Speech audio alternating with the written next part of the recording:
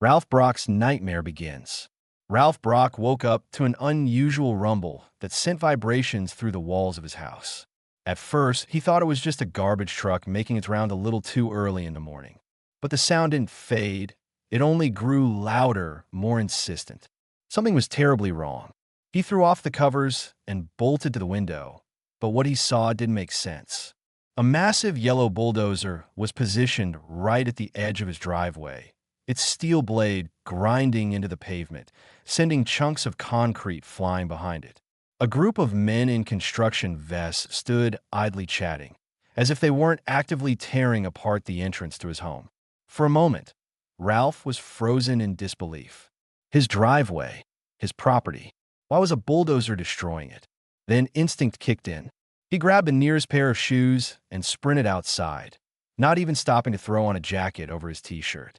The morning air was crisp, but the burning anger in his chest kept him warm. Confrontation with the construction crew. "Hey, what the hell are you doing?" Ralph shouted as he ran down the porch steps. The construction workers barely spared him a glance. The bulldozer operator, a burly man with a thick mustache and a bored expression, simply let out a sigh and shifted in his seat. But he didn't stop the machine. Ralph stormed forward, planting himself right in front of the bulldozer, waving his arms frantically. "Stop right now." This finally got a reaction. The machine let out a deep mechanical groan as the operator reluctantly pulled the lever, ceasing its destructive progress. The workers behind him exchanged amused glances. "You Brock?" one of them asked, squinting at him. "Yes, I'm Brock, and this is my damn driveway. Who the hell told you to do this?" The man didn't answer right away.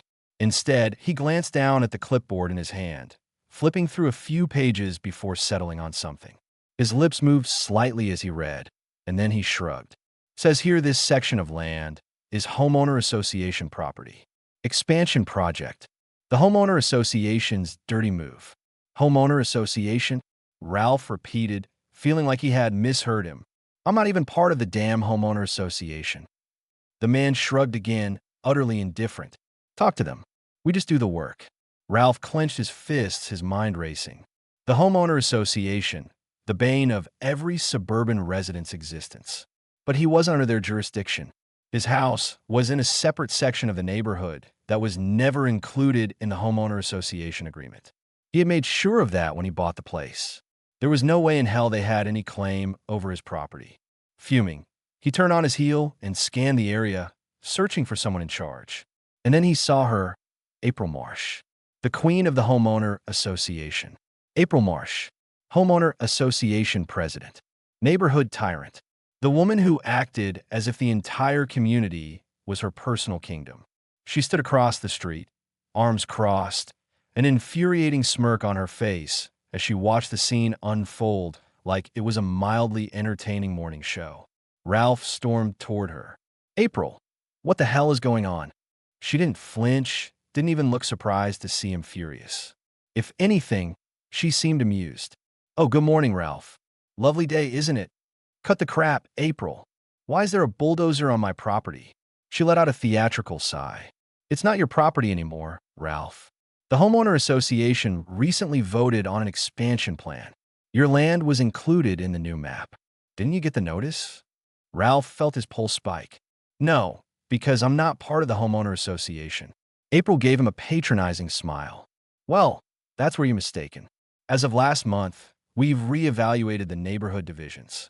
Turns out, your property was always meant to be part of our community. It was just a clerical error. Forgery and lies." Ralph let out a humorless laugh, rubbing a hand down his face. "A clerical error? You expect me to believe that? My house was never included in the homeowner association boundaries. My contract states that clearly." April tilted her head. "Oh, well, we have different records now." She reached into her purse and pulled out a neatly printed document, handing it to him. Ralph snatched it and scanned it quickly. His stomach dropped. It was a revised homeowner association map, one that now conveniently included his property within its boundaries. And at the bottom of the page was something even worse, his signature. Except it wasn't his. Ralph looked up, furious. "This is a forgery." April gasped, all mock innocence. "Oh, Ralph, Are you accusing me of something illegal? Ralph took a threatening step forward, but she held up a hand, unbothered. Careful. You wouldn't want to get fined for causing a disturbance. His jaw clenched. You can't just take my land. Oh, but we can. And we have. She gestured toward the bulldozer, which was still parked on what was left of his driveway. The construction will continue as scheduled. I suggest you cooperate, Ralph. You wouldn't want to rack up anymore. Homeowner Association, would you? Ralph felt the rage boiling in his chest, his hands twitching with the need to punch something or someone. But he knew better. This was what April wanted, a reaction, an outburst she could use against him. So instead, he took a deep breath and stepped back. You're making a mistake, April. She smiled sweetly. Oh, I don't think so, but you're welcome to file a complaint. We'll be sure to review it in about 6 to 8 months. Rafe turned around, his fists clenched so tightly his nails dug into his palms. He looked back at his driveway, or what was left of it. This wasn't over. Not by a long shot. Ralph stormed back into his house, his mind racing with a mixture of fury and disbelief. April Marsh had forged his signature. The homeowner association had redrawn property lines without legal authority, and now his driveway was in ruins, with a bulldozer still parked outside like a monument to their corruption. He needed to act fast. Pulling out his phone, he dialed his lawyer, Mark Pfizer. It took 3 rings before a groggy voice answered. Ralph, do you know what time it is? I don't have time for that, Mark, Ralph snapped. The homeowner association is trying to steal my land. They forged documents and just bulldozed my damn driveway. There was a brief silence. Then Mark sighed. Give me the details. Ralph quickly explained the situation. How the homeowner association had suddenly claimed his property. How April had presented a fake map with his forged signature. And how they had already begun construction. Mark's voice sharpened as he listened. Okay, first things first, don't sign anything they give you. Don't acknowledge their claims in any way.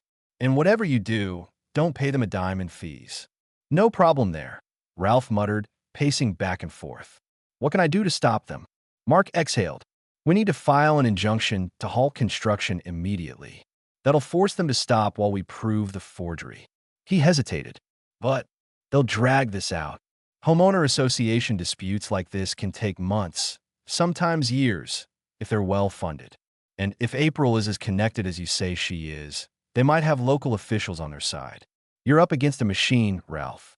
Ralph clenched his jaw. I don't have months. They've already started construction. Then we need to go on the offensive, Mark said.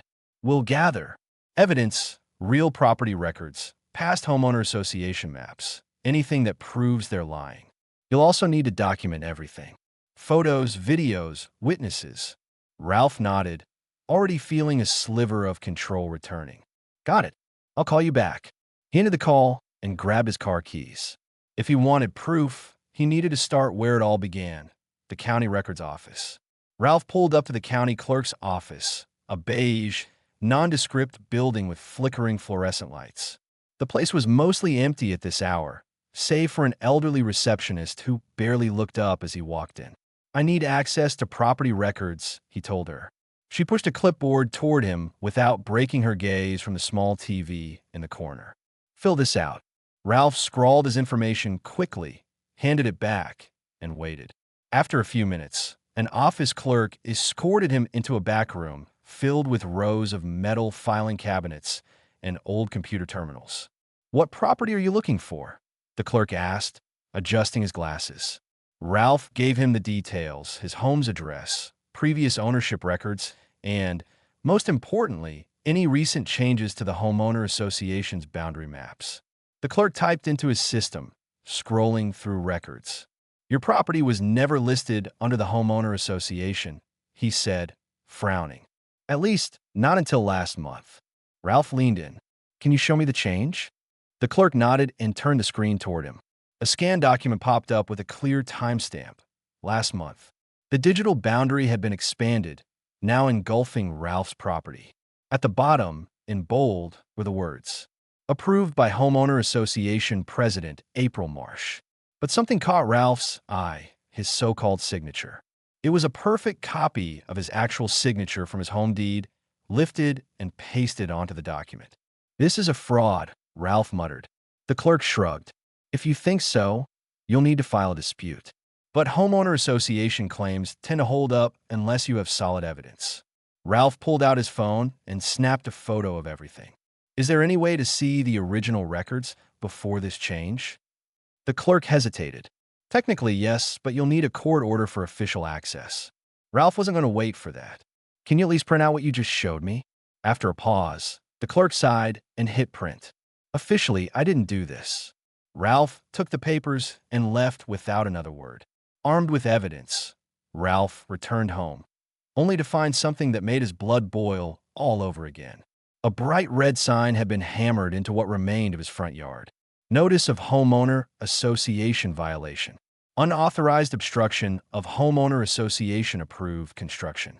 Fine, $500 per day. Ralph ripped the sign out of the ground and stormed up to April's house. He pounded on the door until it swung open, revealing her smug face. "Oh, Ralph, what a surprise," she said, feigning delight. "I assume you're here to pay your fines?" Ralph threw the sign down at her feet. "You're finished, April." She arched an eyebrow. "Oh, I have proof you forged my signature. County records show my house was never part of the homeowner association until last month. And I have copies of the documents you faked." April's expression flickered for just a second, so fast that if Ralph hadn't been looking for it, he might have missed it. But then she recovered, her smile widening. "That's a very bold accusation, Ralph. But even if it were true, what do you plan to do? Sue us." She let out a laugh. "Good luck. The homeowner association has deeper pockets than you. Even if you win, we'll bury you in legal fees." Ralph's hands curled into fists. "You're not getting away with this." April leaned against the doorframe, unbothered. "Oh, I already have." Then she tilted her head toward the street. Ralph turned and saw something that sent a fresh wave of rage coursing through him. A line of cement trucks rolling in. They weren't just bulldozing his driveway anymore. They were pouring new pavement over his land. Ralph took a step back, his breathing ragged. April gave him one last satisfied smirk. "Enjoy your new homeowner association approved parking lot." And then she shut the door in his face. Ralph stood there, his hands shaking with fury as the cement trucks rumbled into position. Workers were already unrolling long rubber hoses, preparing to pour fresh concrete over what used to be his driveway. The sheer audacity of it left him momentarily paralyzed. This wasn't just an act of homeowner association overreach. It was a blatant land grab happening right in front of him. He needed to stop them. Without another second of hesitation, he stormed toward the first truck, waving his arms. "Turn around. You're trespassing on private property." The driver, a burly man in a hard hat, gave him an unimpressed look. "Got work orders from the homeowner association, buddy. Not my problem." Ralph didn't care. He yanked his phone out of his pocket and started filming. "You're pouring cement on land that doesn't belong to them. This is illegal." The man shrugged, unbothered. "Take it up with them. Just doing what we're paid for." Ralph gritted his teeth. He needed something stronger. Calling the police seemed like the obvious choice, but he already knew how that would play out. Homeowner association disputes weren't exactly high-priority emergencies. At best, they'd send an officer to file a report. At worst, they'd side with April's manufacturer paperwork. Then it hit him, utility companies. If they were pouring new cement, that meant underground lines were at risk: gas, water, electrical. If anything was damaged, it could be catastrophic. And those companies didn't take kindly to reckless construction over their infrastructure. Without wasting another second, he pulled up the emergency number for the city's Public Works Department and dialed. A tired-sounding woman answered. "Public Works Emergency Line. This is Ralph Brock. I need immediate intervention at my property.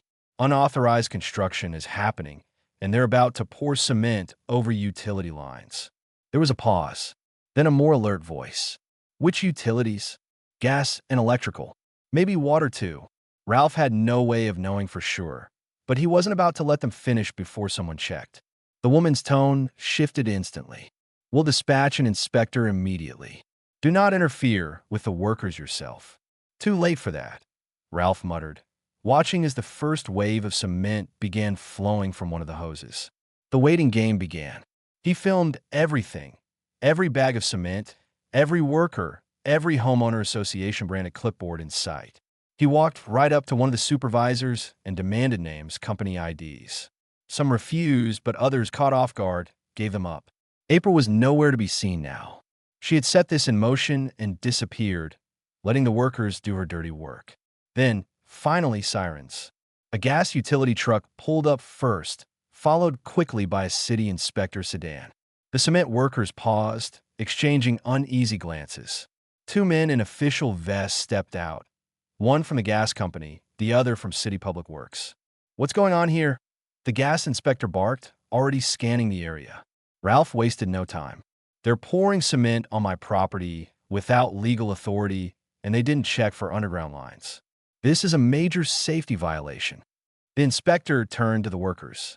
"You have a clearance permit for this?" The lead construction worker hesitated. "Homeowner Association gave us the green light." "That's not what I asked," the inspector snapped. "Where's your city permit? Where's the confirmation that underground lines were cleared for this work?" Silence. The inspector's eyes narrowed. "Shut it down." The workers exchanged nervous glances, but the gas inspector wasn't waiting for them. He pulled out his radio and barked into it, calling for a full stop order. The City Public Works official followed suit, pulling a clipboard from his bag and taking rapid notes. Ralph felt the first flicker of hope. This was bigger than homeowner association fines. If they had truly skipped the proper safety steps, April had just landed herself in serious trouble. One of the workers sighed and signaled to the cement truck. The flow stopped. Another man hurried to cut the engine. The trucks wouldn't be leaving yet, not until the inspectors finished their reports. But at least the pouring had been stopped. Then, as if summoned by the commotion, April reappeared. She approached with her usual air of false politeness, though Ralph could see the irritation flickering beneath the surface. "What seems to be the problem?" she asked, her voice dripping with condescension. The gas inspector turned to her. "The problem, ma'am, is that you authorized a construction project without confirming clearance for underground utilities. If this had gone through, your workers could have hit a gas line." April waved a dismissive hand. "Oh, I'm sure everything was checked properly." The inspector held up his notepad. "There's no record of it." She faltered, but only for a second. "Well, I'm sure that's just an oversight. We can handle the paperwork later." "Not how this works," the Public Works official interjected. "This site is shut down until we verify everything. If it turns out you skipped safety clearances, you could be looking at serious fines. Or worse." April's expression darkened. For the first time, Ralph saw something other than smug confidence. Annoyance. Frustration. Fear. She recovered quickly, turning to Ralph with an exaggerated sigh. "Really, Ralph? You called the city over a little pavement." Ralph didn't even bother responding.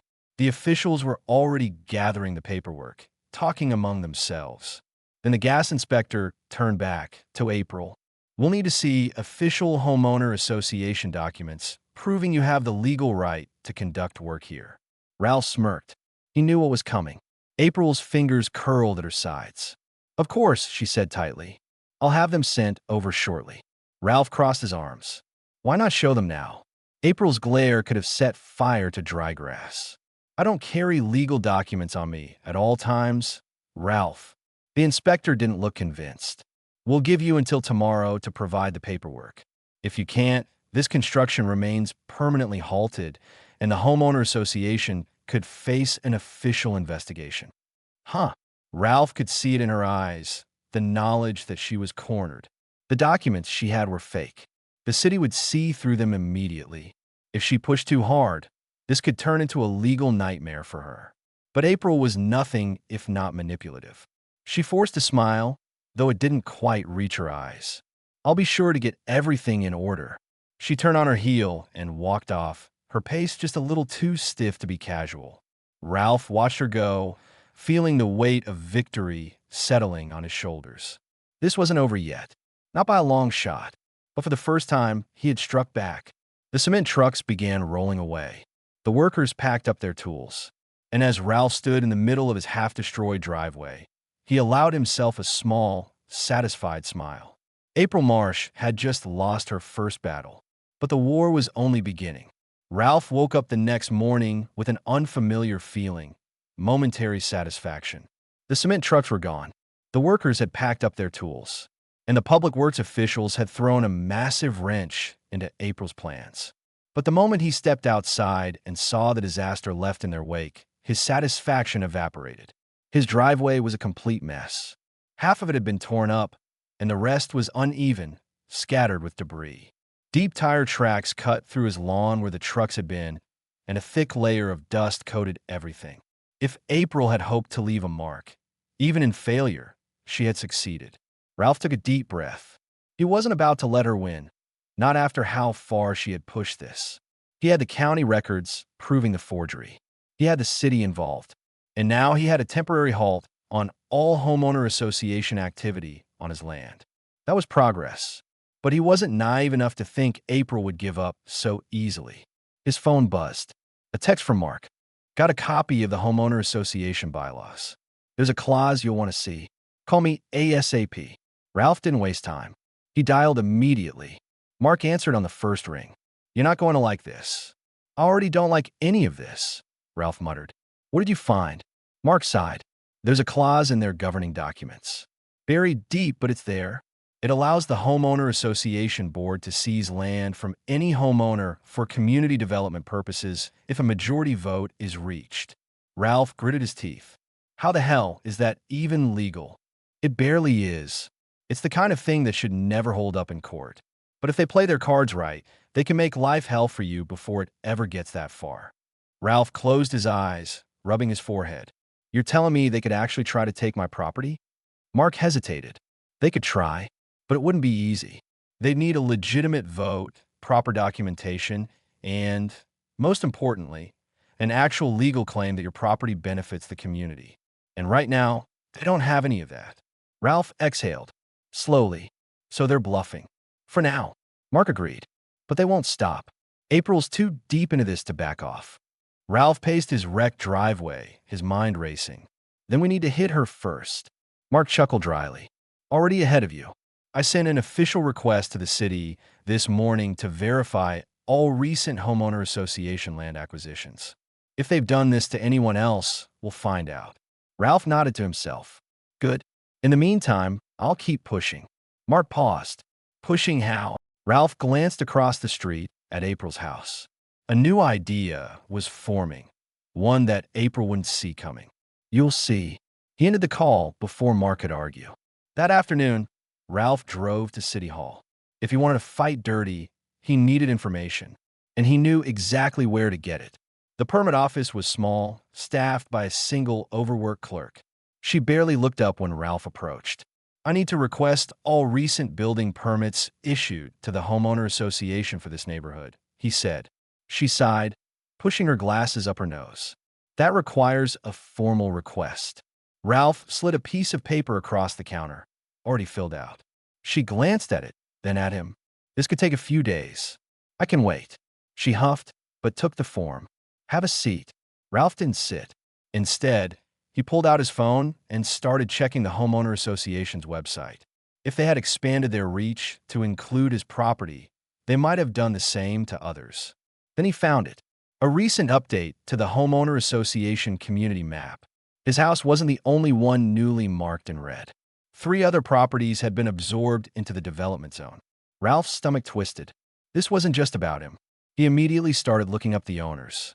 2 were rental properties owned by out-of-state landlords who probably had no idea what was happening. But the third, Daniel Freeman. Ralph knew that name. A retired veteran. Widowed. Lived just a few streets over.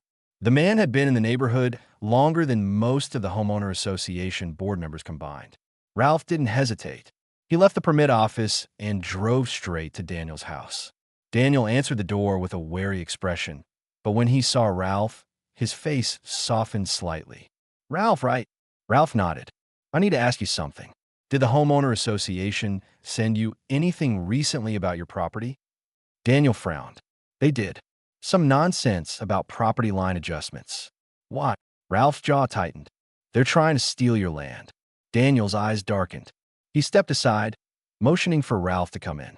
Inside, Daniel dug through a stack of mail, and pulled out a letter. Ralph skimmed it quickly. It was the same language April had used on him. Vague legal jargon about reassessments and improvements for the community. But this one had a new detail. A proposed green space project that would involve demolishing Daniel's garage to make room for an expanded walking path. "They're claiming you agreed to this," Ralph said, showing him the fine print. Daniel scoffed. "The hell I did." Ralph took a breath. "If they get away with this, they won't stop. We need to fight back." Daniel nodded slowly. "I'm in." The next morning, Ralph and Daniel stood outside the Homeowner Association's community center, waiting. They had called an emergency neighborhood meeting, one April couldn't ignore. The first to arrive were curious homeowners. Then came a few board members. And finally, April herself. She approached with her usual smugness, eyeing Ralph and Daniel like they were an inconvenience. "What's all this?" Ralph held up the letter Daniel had received. "You want to explain this?" April didn't even blink. "Routine property reassessment." Ralph took out his phone and pulled up the Homeowner Association map. "Then why does this show 4 properties being absorbed into the Homeowner Association?" Murmurs rippled through the crowd. April's smile faltered for the briefest moment. The board approved necessary expansions without the homeowners' consent, Ralph interrupted. "Without legal approval." Silence. Then Daniel spoke up. "You tried to take my land. You told me it was already decided." More murmurs. April's mask was cracking. She could see the tide turning, and she didn't like it. "These decisions are made for the good of the community," she said quickly. Ralph stepped forward. "Then let's put to a real vote. Right now, do the homeowners want these changes, or do they want you gone?" A hush fell over the crowd. Then one by one, hands started to rise. April's face drained of color. Ralph smiled. The war wasn't over, but April had just lost the neighborhood. The moment the hands started rising, April's composure finally cracked. For the first time, Ralph saw a flicker of something other than arrogance in her face, uncertainty. She wasn't used to losing control.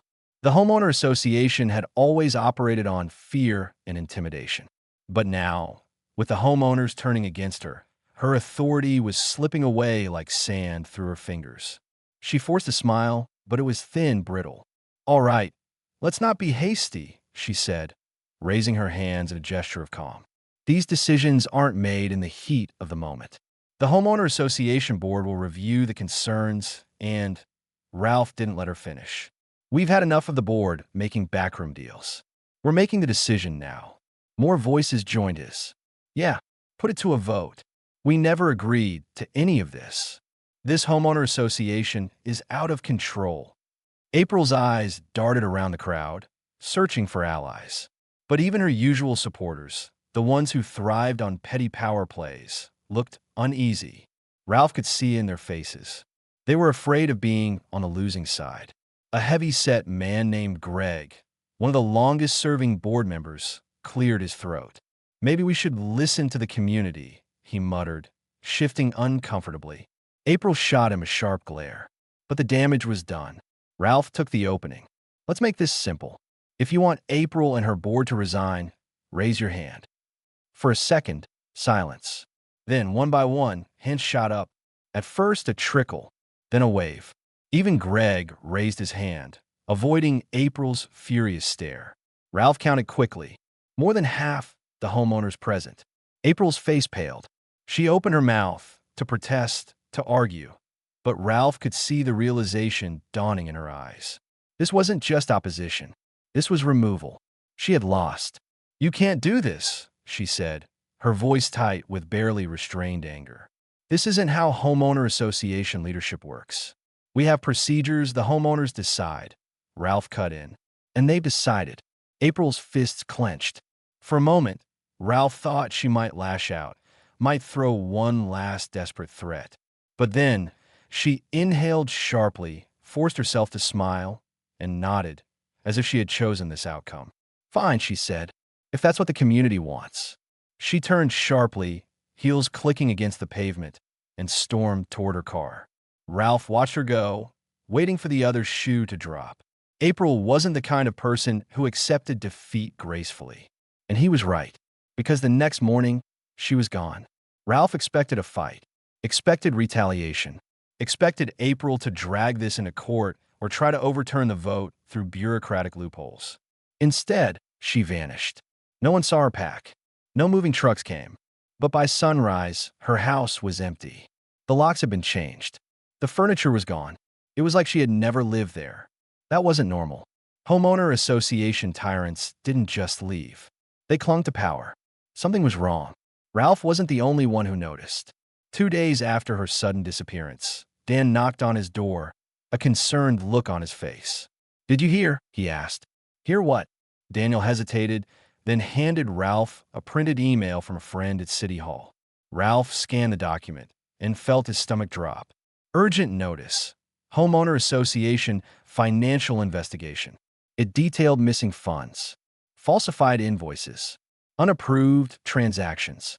April hadn't just been running a corrupt homeowner association. She had been stealing from it. Tens of thousands of dollars were missing from the homeowner association budget. Payments had been rerouted to private accounts. Fake expenses had been filed. She wasn't running. She was fleeing. Ralph exhaled sharply, handing the paper back. She knew the walls were closing in. Daniel nodded. Probably had a backup plan for when things fell apart. He scratched his chin. But the way she disappeared, that's not normal. Ralph agreed. He had a sinking feeling they hadn't seen the last of her. With April gone, the homeowner association collapsed like a house of cards. The board crumbled under the weight of financial investigations. Some members resigned immediately. Others tried to distance themselves, claiming they had no idea what April had been doing. But the homeowners weren't buying it. A new vote was held, this time a real one, and by overwhelming majority, the decision was made. The homeowner association was officially dissolved. No more outrageous fines. No more ridiculous rules. No more stolen land. It was over. Ralph stood in his driveway, watching the neighborhood slowly return to normal. Without homeowner association pressure, people finally felt free. Lawns weren't being micromanaged. Holiday decorations went up without threats of fines. Neighbors actually talked instead of avoiding each other. Daniel walked up beside him. "Feels different, doesn't it?" Ralph nodded. "Yeah, it does." For the first time in weeks, he let out a deep breath and felt relief. But as he looked down the street at the empty house where April had once lived, he couldn't shake the feeling that this wasn't the last he'd hear of her. People like April didn't disappear. They regrouped, and they came back stronger. But if she did, Ralph would be ready.